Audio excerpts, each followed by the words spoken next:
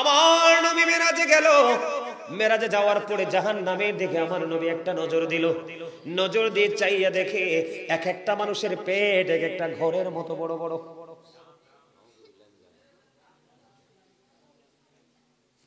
নবীজি প্রশ্ন করলেন, ভাই জিব্রাইল, এরা কারা রে?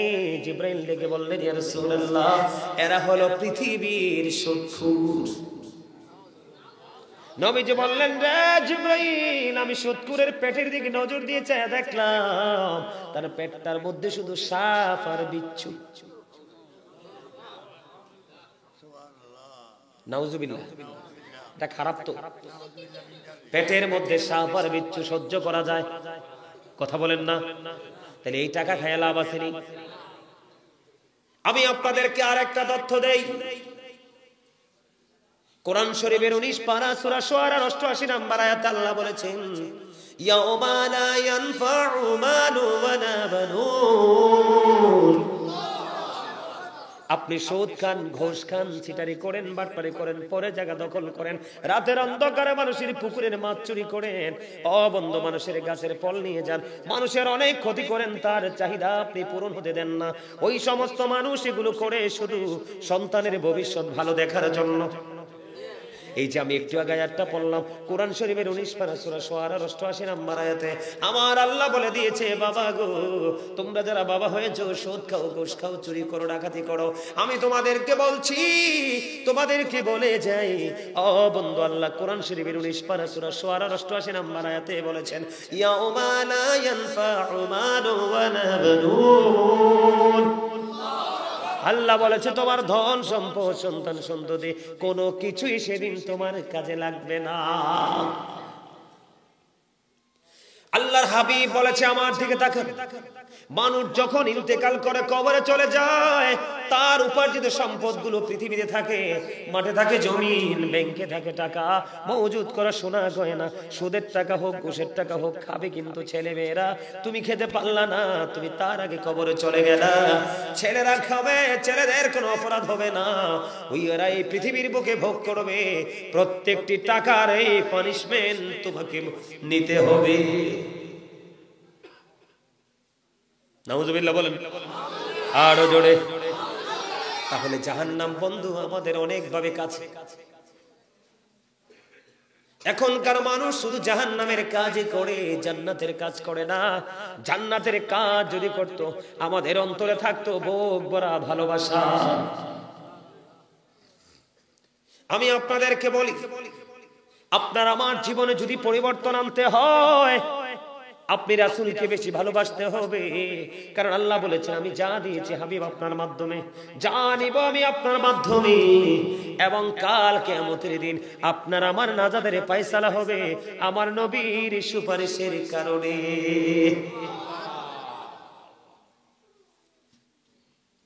আল্লাহ রাব্বুল আলামিনের দরবারে সেদিন আপনার আমার প্রাণের নবী এমন ভাবে বন্ধু প্রশংসা করতে থাকবে, ও বন্ধু, আর এই প্রশংসা করবে, আল্লাহ কবুল করে নিবে, উম্মতগুলোর ধীরে ধীরে ফয়সালা হয়ে যাবে।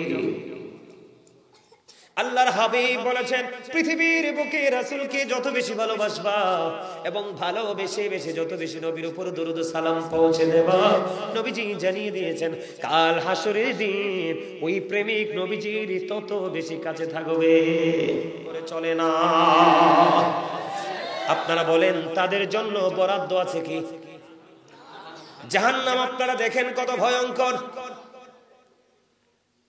জাক্কুম, এত বিষাক্ত খাবার তাদের জন্য দেয়া হবে। একজন জাহান্নামীকে আরেকটা জাহান্নামীর দেহ পচা, এই বডি পচে বন্ধু লিকুইড করে দিবে আল্লাহ পাপীদের। এই পচা বডিটা আরেকটা জাহান্নামীর খাবার। সহ্য করতে পারবেন? সহ্য করা যায়। পানির তৃষ্ণা লাগবে রে, গরম পানি ঢেলে দেওয়া হবে, পেটের মধ্যে ঢুকবে, দুই পায়ের মধ্যখান দিয়ে ভিতর থেকে সবকিছু লিকুইড হয়ে বের হবে। চিৎকার, হাহাকার, কান্না কেউ শুনবে না বন্ধু। চিরস্থায়ী ভাবে যখন জাহান্নামীদেরকে জাহান্নামে রাখা হবে, সহ্য করতে পারবে না কান্নাকাটি। জাহান্নামের পাহারাদার মালিক ফেরেশতা কান্না শুনতে শুনতে শুনতে শুনতে 40 বছর পরে ধমকে সরে বলবে, চুপ থাকো।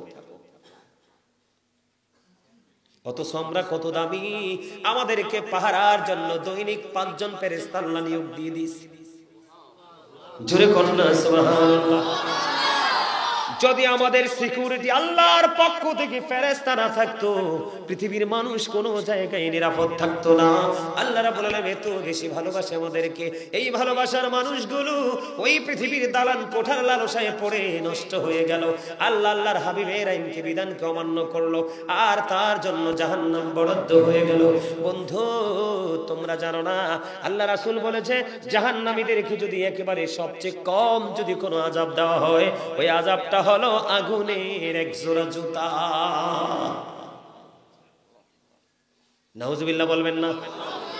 আপনাদের কাপড়তলাতে এমন লোক আছে কিনা জানি না বন্ধু, অনেক ডাক্তারের কাছে গেলে দেখবেন পায়ে স্যান্ডেল দিতে পারে না। এই কনকনে শীতের মধ্যে ল্যাপের নিচে কম্বলের নিচে পা ঢুকাইতে পারে না, পা বন্ধু জ্বালা পোড়া করে। এখানে আগুন লাগে না, শারীরিক অসুস্থতার কারণে তার পায়ের শারীরিক অসুস্থতার কারণে তার পা বন্ধ গরম হয়ে যায়, জ্বলে পড়ে যায়, সইতে পারে না। ওই দিন জাহান্নামীদের জন্য আগুনের এক জোড়া জুতা বানিয়ে দেওয়া হবে। এই জুতা পরে থাকবে, কি করবে সেদিন? আল্লাহ এই জন্য বলেছে, বাঁচতে পারবা না, মরতে পারবা না, পালাইতেও পারবা না।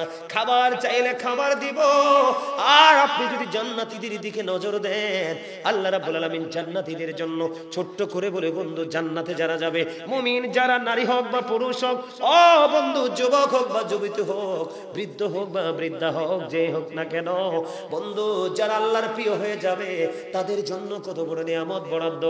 এর মধ্যে শুধুমাত্র একটা আমল, প্রত্যেকটা ভালো কাজের পূর্বে যদি কোনো মুমিন বিসমিল্লাহ শরীফ যদি সুন্দর করে তেলাওয়াত করতে পারে, আমার নবী জানিয়ে দিয়েছে, আমার পাগল উম্মতেরা, আল্লাহর বান্দা, তোমাদের জন্য আল্লাহ রাব্বুল আলামিন 4টা নিয়ামত বরাদ্দ করে দিয়েছে। বন্ধু 4টার মধ্যে বন্ধু বিসমিল্লাহ শরীফের 4টা হরফ থেকে 4টা নদী মুমিনের জন্য বরাদ্দ থাকবে। কয়টা নদী? একটা হলো মধুর নদী, একটা হলো দুর্দের নদী, একটা হলো শরবতের নদী, একটা হলো পানির নদী। জাহান্নামীর তৃষ্ণা লাগবে, মাথায় বন্ধ গরম পানি ঢেলে দেওয়া হবে।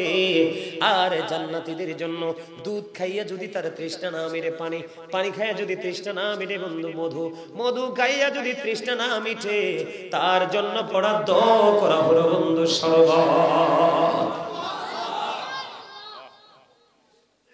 জান্নাতি এবং জাহান্নামের মধ্যে কত পার্থক্য দেখতে পাইছেন নি বন্ধু? তোমরা জানো না জাহান্নামীদের বিভিন্ন রকমের সাজা হবে। আমি বন্ধু নিয়ামত বরাদ্দ, আল্লাহর হাবিব বলেছেন 1000 বার যদি প্রতিদিন দরুদ পড়তে পারো, জান্নাত না দেখা পর্যন্ত মরণ হবে না। মজার খবর না? দরুদ পড়তে কি কষ্ট লাগে? জুম্মার দিন হলো স্পেশাল একটা দিন। ওই দিনে কেউ যদি রাসূলকে ভালোবেসে মাত্র 80 বার যদি দরুদ পড়তে পারে, আমার নবী বলেছে তোমার 80 বছরের সগীরা গুনাহ মাফ হয়ে যাবে। এখনকার মানুষ 80 বছর বাঁচেনি। একটা জুমায় নবীর দরুদ যদি 80 বার পড়লে বন্ধু, 80 বছরের সগীরা গুনাহ যদি মাফ হয়ে যায়, তাহলে আপনি বুঝেন নেককারের পাওয়ার কত মর্যাদা কত। আপনারা জানেন না ও বন্ধু, জান্নাতীরা, এই পৃথিবীর বুকে মানুষ কত রঙের অপরাধ করে, অন্যায় করে। বিশেষ করে বর্তমানে আমাদের বাংলাদেশের সবচেয়ে বেশি উপদ্রব বেড়েছে সুদখোরের। আপনাদের এলাকায় আসেনি? আছে? আরে খোদারে, কই যাইতাম? আমার নবী মেরাজে গেল, মেরাজে যাওয়ার পরে জাহান্নামের দিকে আমার নবী একটা নজর দিল। নজর দিয়ে চাইয়া দেখে এক একটা মানুষের পেট এক একটা ঘরের মতো বড় বড়।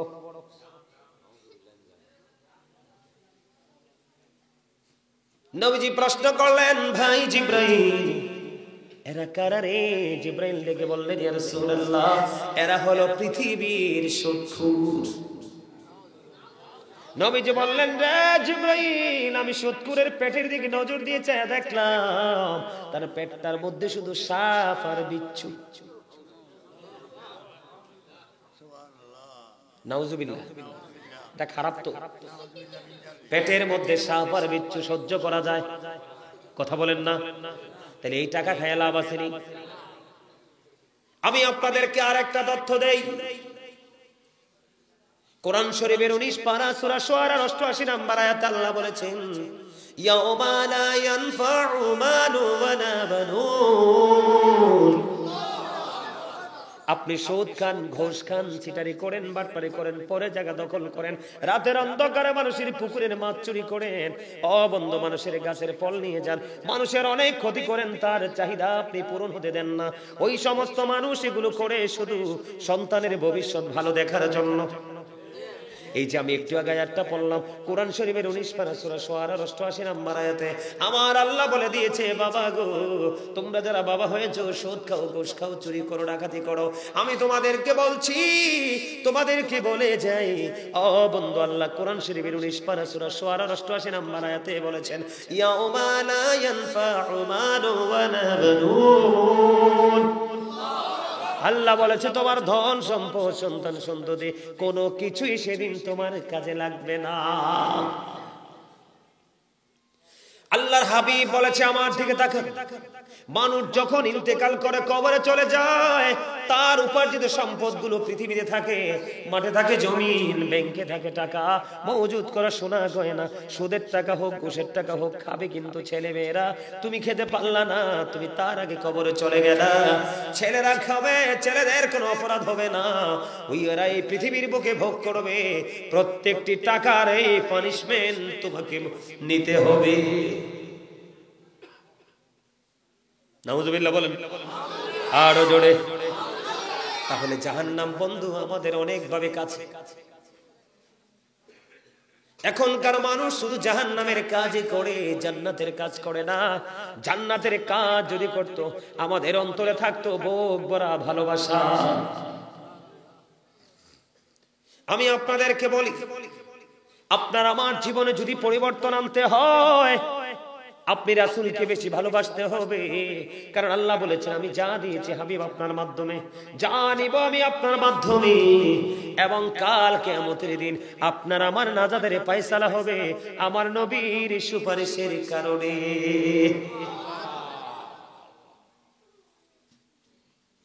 আল্লাহ রাব্বুল আলামিনের দরবারে সেদিন আপনার আমার প্রাণের নবী এমন ভাবে বন্ধু প্রশংসা করতে থাকবে, ও বন্ধু, আর এই প্রশংসা করবে, আল্লাহ কবুল করে নিবে, উম্মতগুলোর ধীরে ধীরে ফয়সালা হয়ে যাবে।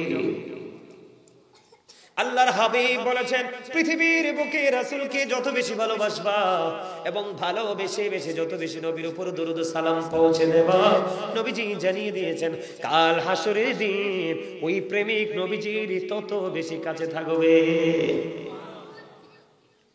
আমি যদি আপনাদেরকে বলে বন্ধু, নবীজির একজন বিবি যার নাম হলো হযরতে খাদিজাতুল কুবরা রাদিয়াল্লাহু তাআলা আনহা, পুরুষরা অনেক সময় অনেক প্রাউড ফিল করে, অহংকার করে, কিন্তু মনে রাখবেন, একটা নারী যদি আজকে থেকে বন্ধু আল্লাহ পৃথিবীতে মেয়ে সন্তান পাঠানো বন্ধ করে দেয়, আপনি পুরুষ হয়ে হাজার জন্ম কিছু করতে পারবেন না। এই প্রজন্মের মধ্য দিয়ে পৃথিবী থেমে যাবে। নারীরা বন্ধু এমন খাদিজা, মা খাদিজা এমন খাদিজা, ও বন্ধু, তুমি জেরে হও, তুমি প্রধানমন্ত্রী হও, তুমি রাষ্ট্রপতি হও, তুমি এমপি হও, তুমি মন্ত্রী হও, তুমি এসপি হও, তুমি ডিসি হও, যেই হও না কেন, আমার নবী এবং নবীর পরিবারের অসম্মানে আমরা একটা সেকেন্ডের জন্য সহ্য করব না। আরে আরো জোরে বলেন। আমি মানাইতে পারি না ভাই, বিশ্বাস করেন, আপনারা ভিডিওটা দেখবেন, আমি যদি ভুল বলি। একজন বলতেছে, আবৃত্তি করতেছে, রিসাইট করতেছে, আরেক তারা মজা নিচ্ছে, উচ্চ স্বরে হাসছে রাসূল এবং মা খাদিজাকে নিয়ে। বিন্দু পরিমাণ যদি বিন্দু পরিমাণ যদি রাসূলকে নিয়ে, সরিষার দানা পরিমাণ যদি রাসূলকে নিয়ে আপনি নিচু মন্তব্য করেন, আপনি কি করলেন? কুফরি করে ফেললেন। শেষ সব। বন্ধু, আমি ছোট্ট একটা ঘটনা বলে আলোচনাটা শেষ করে দেব।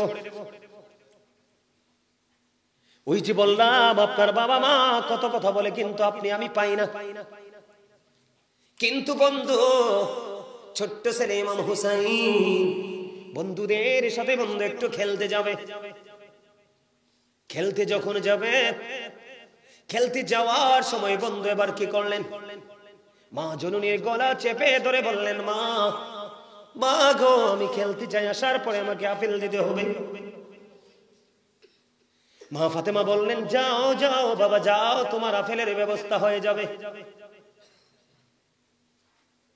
কিন্তু ইমাম হুসাইনকে মা ফাতেমা বলে দিলেন যাও আপেল পাবা। ইমাম হুসাইন রাদিয়াল্লাহু তাআলা আনহু খুশি হয়ে চলে গেল। কিন্তু ইমাম হুসাইন চলে যাওয়ার পরে মা ফাতেমা চিন্তা করলেন, আমি যে আমার সন্তানকে বলে দিলাম আপেল দিব, কিন্তু মদিনার কোথাও তো আপেল নাই, এখন আপেলের সৃজন না, কেমন করে আপেল দিব গো। ও বন্ধু এবার কি করলেন? মা ফাতেমা হুসাইন তো চলে গেলেন বন্ধু, রাসূলের কলিজার টুকরা ফাতেমা আমার আপনার আমার প্রাণের নবীর হুজরায় চলে আসলেন। মা ফাতেমাকে দেখে আমার নবী দাঁড়িয়ে গেল। মা ফাতেমাকে বসার জন্য বলল, মা আপনাকে পেরেশান দেখা যায়, আপনাকে বিচলিত দেখা যায়, কেন গো? আপনার ললাটে ঘাম বের হচ্ছে দেখা যায়, মা কি হয়েছে? এবার বন্ধু মা ফাতেমা বলল, বাবা বাবা গো আপনার কলিজার টুকরা আপেল চেয়েছে ইমাম হুসাইন, আমি বলেছি আপেল দিব, কিন্তু ইমাম হুসাইন তো খেলতে গেল, খেলতে আসার পরে বাবা আমি কেমন করে তাকে আপেল দিব বাবা গো, এখন তো মদিনার কোথাও আপেল পাওয়া যাবে না।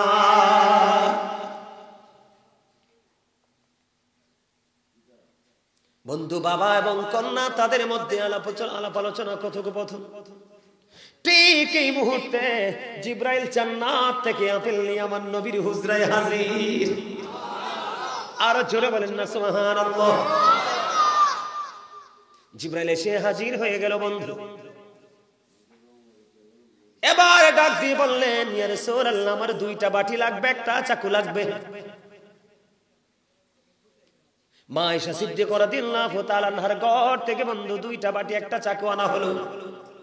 আপেলটাকে অর্ধেক করে আপনার আমার প্রাণে নবীর পবিত্র হাত মুবারকে দেওয়া হলো, আর অর্ধেকটা একটা বাটির মধ্যে রেখে আরেকটা বাটি দিয়ে ঢেকে দেওয়া হলো। এবার দুইজনের মতো চলে গেল। ইমাম হুসাইন খেলতে শেষ করে আসলো। অনেক লম্বা ঘটনা বন্ধু। আসার পরে মা ফাতেমা আপেল খেতে দিলেন, এত মজার আপেল। এবার ইমাম হুসাইন মাকে একটা ডাক দিয়ে বলল, মা গো জীবনে কোনোদিন এত মজার আপেল খাইনি গো মা, এত মজার আপেল তুমি কোত্থেকে এনেছো? এখন থেকে প্রতিদিন আমাকে আপেল খাওয়াতে হবে। জোরে জোরে করুন না সুবহানাল্লাহ। বায়না ছিল একটা আপেল, মজা পাওয়ার পর এখন থেকে প্রতিদিন আমাকে আপেল খাওয়াতে হবে। বাবা বাবা গো এটার ব্যবস্থা আমি করিনি, এটা পেয়েছি, আল্লাহ পাঠিয়েছে তোমার নানার কাছে। একটা দৌড় দিলেন ইমাম হুসাইন, রাসূলের কলিজার টুকরা যে বললেন, নানা নানা গো, ও নানা এখন থেকে প্রতিদিন এই আপেলের ব্যবস্থা, আপেল খেতে হবে, আপেল খেতে হবে। আমার নবীজি বললেন, যাও যাও প্রতিদিন তোমার জন্য আপেলের ব্যবস্থা হয়ে যাবে। ও বন্ধু জিব্রাইল বলে গেছেন, বন্ধু ইয়া রাসূলুল্লাহ আজকের যে আপেলের অর্ধাংশ সবাই মিলে খাবেন, আর এই বাটির মধ্যে অর্ধেকটা রেখে দিয়েছি, অর্ধেকটা আপনি বাটি সরাবেন, আর অর্ধাংশ বাটিটা প্রতিদিন আপনি কি করবেন, ঢাকনাটা সরাবেন। পরের দিন মা খাতুনে জান্নাত ফাতেমা এবার বাটি সরাইয়া দেখে ওই যে অর্ধেকটা, চাইয়া দেখে পুরো আপেলটা বন্ধু আস্তা হয়ে আছে। রেখেছে কি অর্ধাংশ, চাইয়া দেখে পুরো আপেলটা গোটা হয়ে আছে রে। জিব্রাইল বলে গেছে, ইয়া রাসূলুল্লাহ প্রতিদিন অর্ধেকটা কাটবে, আর অর্ধেকটা ওই বাটির মধ্যে রেখে দিবে, যেমনি দেখাইছে এমনি। আজকে অর্ধেকটা কাটলো, যদিও দেখতে আপেলটা দুনিয়ার আপেলের মতো, কিন্তু আপেল কিন্তু একটাই। গতকালকে যে স্বাদ আজকে এই স্বাদ না, আজকের স্বাদ হলো বন্ধু ব্যতিক্রম। আজকে একদিন কাটলো, অর্ধাংশ খাইলো বন্ধু। দ্বিতীয় দিন যখন আবার সামনে আসলো, দিন চলে গেল, রাত্রি যখন শেষ হলো রে, পরের দিন আবার বাটি সরাইয়া যায় দেখে আবার পুরো আপেলটা আস্তা হয়ে আছে। জোরে জোরে সুবহানাল্লাহ। এমনি করে করে করে করে 2 বছর পর্যন্ত ঢাকনা সরাইলে দেখা যায় বন্ধু আপেলটা আস্তা। 2 বছর পর্যন্ত কাটলেন, অর্ধাংশ খাইলেন আর অর্ধাংশ ঢেকে রাখলেন, অর্ধাংশ বন্ধ ঢাকলেন আর অর্ধাংশ কেটে খেলেন। ও বন্ধু, কিতাব প্রমাণ করেছে প্রতিদিনই স্বাদ ছিল ভিন্ন ভিন্ন, প্রতিদিন এক রকমের স্বাদ ছিল না। 2 বছর যখন তারা আপেল ভক্ষণ করলো, 2 বছর পর আল্লাহর অশেষ রহমতে বন্ধু অদৃশ্য হয়ে যায়। জোরে জোরে বলুন না সুবহানাল্লাহ। আপনি আমি জানি যে আপনার আমার বাজার বইছে আজকে, কাপড়তলা বাজার এক্সাম্পল। এখান থেকে রওনা দিয়েছেন যে অনেক মাছ আসছে, কি আসছে, অথবা ভালো একটা গরু জবাই করছে, অথবা খাসি মহিষ জবাই করছে, গোস্ত আনতে গেছেন। কিন্তু খাওয়ার জন্য হৃদয় থেকে অনেক আগ্রহ, কিন্তু বাজারে যাওয়ার আগেই গোস্তটা কি হয়ে গেল, জাস্ট মাত্র একটু জায়গা, কাপড়তলা বাজারে গোস্ত আছে জেনে গেছেন, তারপরও পাইলেন না। আর খাদিজার সন্তান হলো ফাতেমা, ফাতেমার সন্তান হলো হুসাইন। সৃজনী নাই আফেলে, চাইতে দেরি আল্লাহ কয় হাবিব, আমার প্রিয় হাবিব, হাবিবুল্লাহ তার কন্যাকে উম্মে হাবিবা বলে ডাকে, মানে আল্লাহর নবীর মা। সে তার সন্তানকে বলেছে আপেল দিতে হবে, মদিনায় নাই তো কি হইছে, আমি আল্লাহর কাছে কি নাই, জলদি করে যান আমার হাবিবের কাছে। জোরে জোরে বলেন না সুবহানাল্লাহ। ভালোবাসতে হবে, সর্বোচ্চ ভালোবাসার হৃদয় জমাবেন, সর্বোচ্চ ভালোবাসা আপনি ফেরত পাবেন। সর্বোচ্চ ঘৃণা কারো জন্য বরাদ্দ করবেন, তার চেয়ে অনেক বেশি ঘৃণা আপনার জন্য বরাদ্দ করবে কে? সম্মানিত উপস্থিতি, জাহান্নাম নিয়ে একটু আলোচনা করেছি আপনাদেরকে বোঝানোর জন্য। কিসের জন্য বুঝছেন না? ভয় পাইছেননি জাহান্নামকে? হ্যাঁ, আমি যদি বলি হে রাসূল তোমায় ভালোবাসি, অন্তরে শুধু মুখে না, জান্নাতের আশায় নয় হে রাসূল, জাহান্নাম কেউ ডরি না, হে রাসূল তোমায় ভালোবাসি, অন্তরে শুধু মুখে না, জান্নাতের আশায় নয় হে রাসূল, জাহান্নাম কেউ ডরি না। মারহাবা কোন না? এই 2টা লাইনে কিছু খুঁজে পাইছেন? আমি জাহান্নামকে ভয় করেও নয়, জান্নাতের লালসা করেও নয়, আমার আল্লাহ বলেছে রাসূলকে ভালোবাসতে হবে, আমি সেই জন্য ভালোবাসবো। সুবহানাল্লাহ বলেন না? আরো জোরে বলেন সুবহানাল্লাহ। আজকের মাহফিল পেয়ে আপনারা খুশি না বেজার? আরো জোরে। মাহফিলটা প্রতি বছর হোক, সেটা কি সবাই চান? চাইলে আমার আগে যিনি আলোচনা করেছিলেন উনি কিন্তু একটু আপনাদের কাছে সাহায্যের হাত পেতেছিলেন, আমি আসার কারণে উনি পারে নাই। ওনার এই যে গ্যাপ জায়গাটা রয়েছে, এই জায়গাটা আমি একটু পূরণ করে দিতে চাই। আপনারা কি মাদ্রাসার জন্য কিছু দান করবেন? ওমা, আমি কি কইছি যে আপনার বাড়ির স্বর্ণ বিক্রি করে দেন, অনেক বাগানে গাছ আছে গাছ বিক্রি করে দেন, জমি বিক্রি করে দেন, কইছি তো চুপ করলেন যে? আপনার কাছে কি 1 টাকাও নাই, 5 টাকাও নাই, 10 টাকাও নাই? আপনারা তো মজাই বুঝেন নাই। আমি একটা ওয়াজ করছি আজ থেকে মানে 3-4-5 দিন হবে,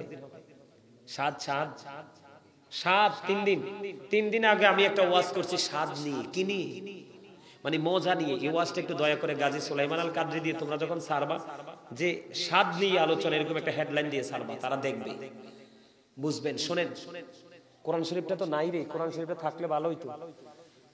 যাক, কোরআন শরীফটার দরকার নাই। সূরা বাকারাতে আল্লাহ বলেছেন আল্লাযীনা ইউমিনুনা বিল গায়বি ওয়া ইউকিমুনাস সালাতা ওয়া মিম্মা রাযাকনাহুম ইউনফিকুন।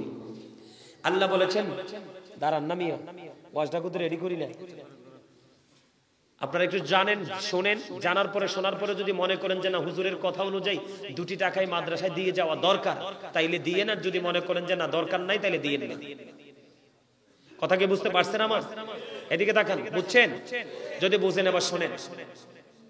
আল্লাহ বলেছেন ইমানদার ওরাই সাবধানী ওরাই, মুমিন ওরাই কারা? যারা অদৃশ্যে বিশ্বাস রাখে। মানে গায়েবটা তো দেখা যায় না, আমরা বিশ্বাস করি না, এই বিশ্বাসটা 100% রাখতে হবে এবং সালাত কায়েম করতে হবে।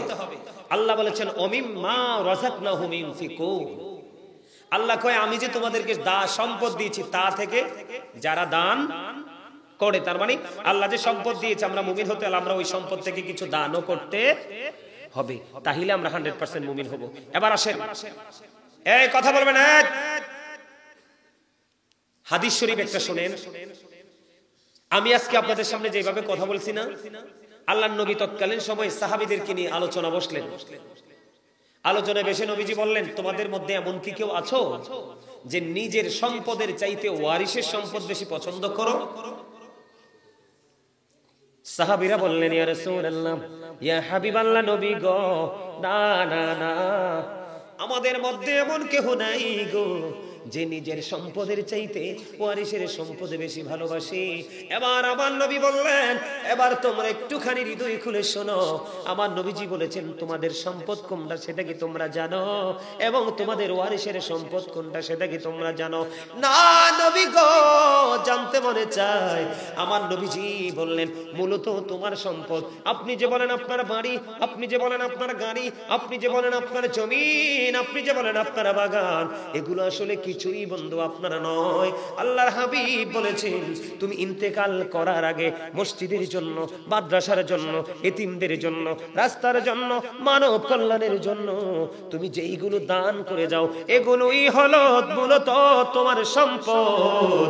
আর মরার পরে পৃথিবীর মুখে তুমি যা রেখে যাও, তোমার বাড়ি গাড়ি টাকা পয়সা সোনা গয়না, ও বন্ধু নবীজি বলেছে এগুলো একটাও তোমার না, এগুলোর মালিকানাই তুমি নাই, কারণ তুমি মরে যাওয়ার পরে অটোই তোমার ওয়ারিস সেটার মালিক হয়ে গেছে। খেয়াল করছেন না বিষয়টা? নবীজি বলেছে একটি টাকা পৃথিবীর বুকে যদি দান করে যাও, এক্সাম্পলটা হাদিস শরীফের মধ্যে এমন এসেছে বন্ধু, একজন মানুষ ধরেন একটা গরুর বাচ্চা কিনলো, ওটা বড় হয়, বড় হয়ে ওই গাভীটা বন্ধু, ওই বাচ্চাটা বা সন্তান ধারণ করে গাভীর বাচ্চা হয়, হয় কি হয় না? বাচ্চাটা আবার বড় হয়, আবার মা হয়, আবার বড় হয়, আবার মা হয়, এমনি করে করে একটা শূন্য ঘর যেমনি পরিপূর্ণ হয়ে যায়। আল্লাহ বলেছেন হাবিব আপনি জানিয়ে দেন আমার বান্দাগুলো যদি একটি টাকা আমি আল্লাহর জন্য খুশি হয়ে দান করে যায়, তাহলে ওই দানের টাকাগুলো কাল হাসরের ময়দানে ওই শূন্য ঘর যেমনি গরু বাচ্চা দিতে দিতে বড় হয়ে গেল, ওই দানটাকে আমি এত বেশি করে বাড়াবো, ওটা পাহাড় পরিমাণ দেখতে পাবে, আর ওই দানের উসিলায় তাদের ঠিকানা হবে জান্নাত।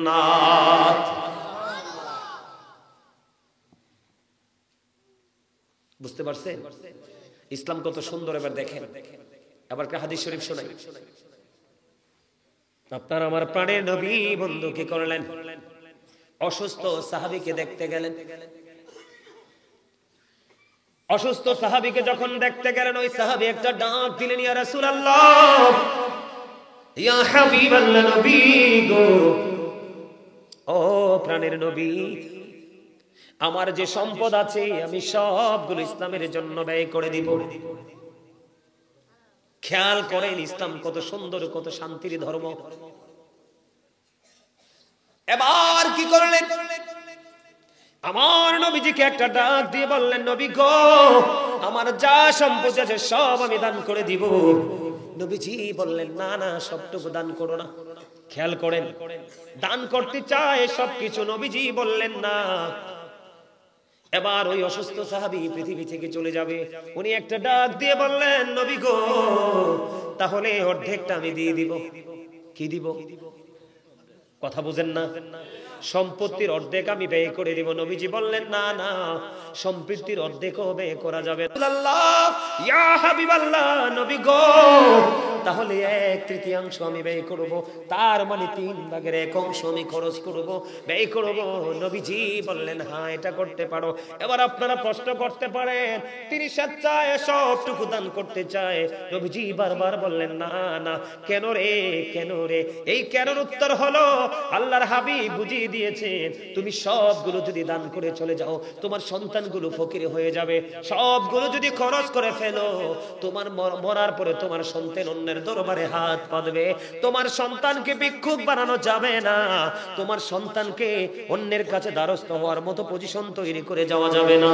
তুমি এই জন্য 3/2 তোমার সন্তানের জন্য রেখে দাও, আর 1 ভাগ তুমি দান করো। এবার বুঝেন ইসলাম কত সুন্দর। আর আমি আপনাদেরকে 3/1 বলি নাই, 5/1 বলি নাই, 100/1 বলি নাই। আমি বলেছি আপনাদের সকলের চাহিদা মতো। বন্ধু আমি আপনাকে বলি, এই মাদ্রাসা থেকে একটা ছেলে যদি আলেম হয়ে বের হয়, আর আপনার যদি এটার মধ্যে ইনভেস্ট করা থাকে, কি করা থাকে? ইনভেস্ট বুঝেননি? আমি আপনাদেরকে বাংলা ভাষায় বুঝাই, আপনারা গ্রামের মানুষ, আপনারা খেতে ধান লাগাননি, এটা কি করলেন? বিনিয়োগ করলেন। আপনি খেতে ধান লাগাইলেন, সময় মতো পানি দিলেন, সময় মতো কীটনাশক মানে সার টার আপনি দিলেন, ওষুধ দিলেন। 3 মাস বা 2.5 মাসের মাথায় বন্ধু ফসলটা পেকে যায়। যখন দেখবেন মাটি সোনালী ফসল, আপনি বন্ধু নজর দিয়ে চাইয়ে দেখবেন আপনি খেতে খরচ করেছেন 5,000, আল্লাহর রহমতে ধান এসেছে 15,000 টাকা। ওয়াজ বুঝে নাই? বুঝেন নাই? আচ্ছা যাক, এটা তো প্র্যাকটিক্যালি বলছি, এই জন্য হয়তো আপনাদের মনোভূত হয় না। হাদিস শরীফ বলি, হাদিস শরীফ বলি। হাদিস শরীফের ভাষাটা এমন বন্ধু, সময় অনেক হয়ে গেছে, ওয়াজ এত লম্বা সময় ওয়াজ করবো আমার সিদ্ধান্ত ছিল না। আপনাদের উপস্থিতি মনোযোগ দেখে একজন বুখারী শরীফের মধ্যে আসছে, একজন পথচারী পাহাড়ের দিয়ে হেঁটে যায়।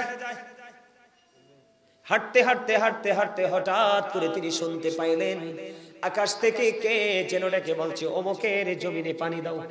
খেয়াল করবেন বিষয়টা।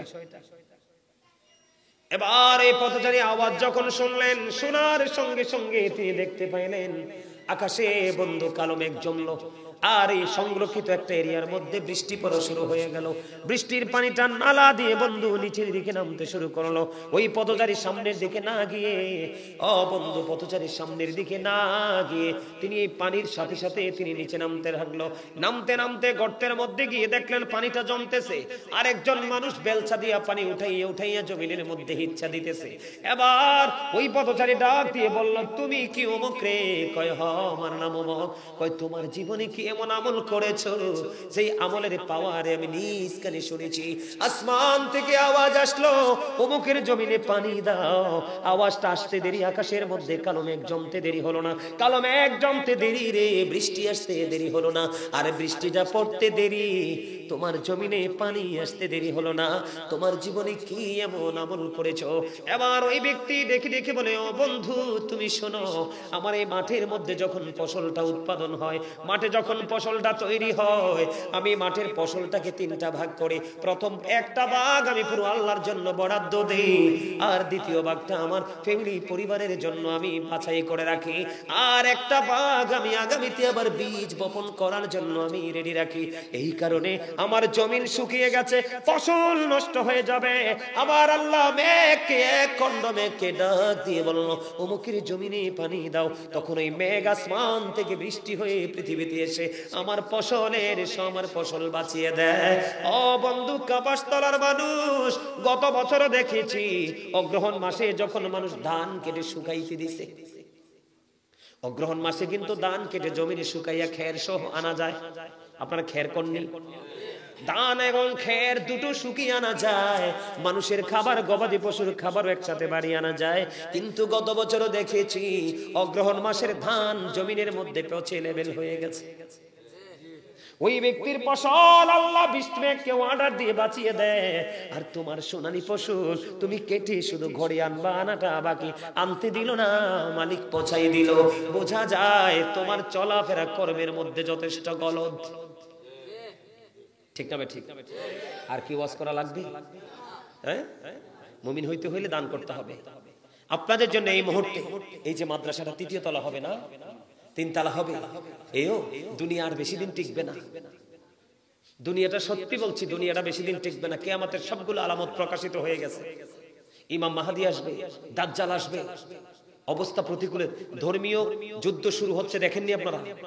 ভারত কিভাবে আমাদের ধর্মকে আঘাত করতেছে দেখেননি? এই যুদ্ধ কিন্তু হবে, আর এই যুদ্ধে মুসলমানই বিজয় হবে, তবে যুদ্ধটা হবে। এই জন্য আমাদেরকে আমাদের এই জায়গাগুলো থেকে আমাদের সৈনিক তৈরি করতে হবে। এই জায়গাগুলোতে কোরআন হাদিসের শিক্ষা যার মধ্যে আছে তাকে কিন্তু কোনো লোভ আটকাতে পারবে।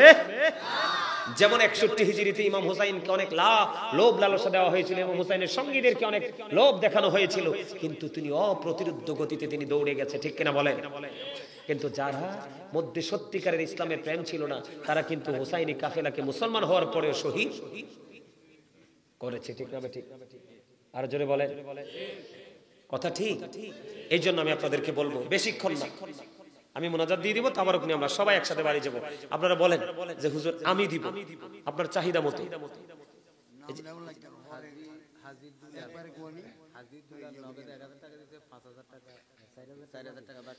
হাজী দুলাল সাহেব নগদ দিচ্ছেন 1000 টাকা, বাকি দিবেন আরো 4000, মোট 5000 টাকা। জোরে করুন মারহাবা।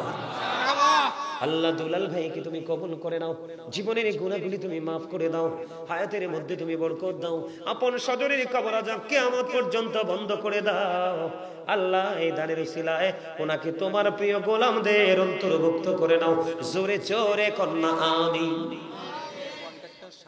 চাচা চাচা বলেন, দাঁড়ান দাঁড়ান, ফেরেশতারা দেখো, সিসি ক্যামেরা আছে এখানে।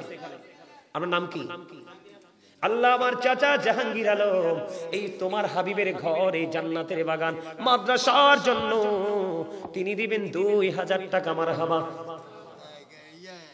কন্ট্রাক্টর শাহজাহান 1000 টাকা, মা বাপ বড় ভাই মারা গেছে কিছুদিন আগে, দোয়া করার জন্য। কন্ট্রাক্টর শাহজাহান সাহেব দিবেন 1000, দিয়েছেন না দিবেন? 1000 টাকা দিয়েছেন, বাবা মা আপন স্বজনের জন্য দোয়া চেয়েছে, আল্লাহ তুমি কবুল করে দাও। আমিন। জাহাঙ্গীর আলম ওনার নামটা লেখছেন? আবুল কালাম। বাকি বাকি দিবে বলছি না, আবুল কালাম দিয়েছেন 1000 টাকা। মারহাবা। আল্লাহ কবুল করো, মঞ্জুর করো, দানের খবর সোনার মদিনায় পৌঁছায়া দাও। এই দানের উসিলায় জীবনের গুনাহগুলি মাফ করে দাও। আল্লাহ তাদেরকে তোমার প্রিয় বান্দাদের অন্তর্ভুক্ত করে নাও। আমি আমার এই কাপড়তলার মা বোনদেরকে বলবো গো, আমি আমার ওয়াজের মধ্যে বলেছি, মা খাদিজা ওনার প্র্যাকটিক্যালি নিজের জীবনের জন্য 1 টাকা রাখিনি, 1 দিরহাম রাখিনি, সবগুলো পানির নবীর কদমে দিল ইসলামের জন্য। মাশাআল্লাহ। আল্লাহ গো, আল্লাহ আমার একটা ছোট ভাই, সে নগদ দিয়ে দিলেন এই মাদ্রাসার জন্য 1000 টাকা। মারহাবা। আল্লাহ কবুল করো, মঞ্জুর করো, দানের খবর সোনার মদিনায় পৌঁছায়া দাও। জোরে জোরে কন্যা আমিন। মাসুক 500 টাকা দিছে না দিবে? মাসুক ভাই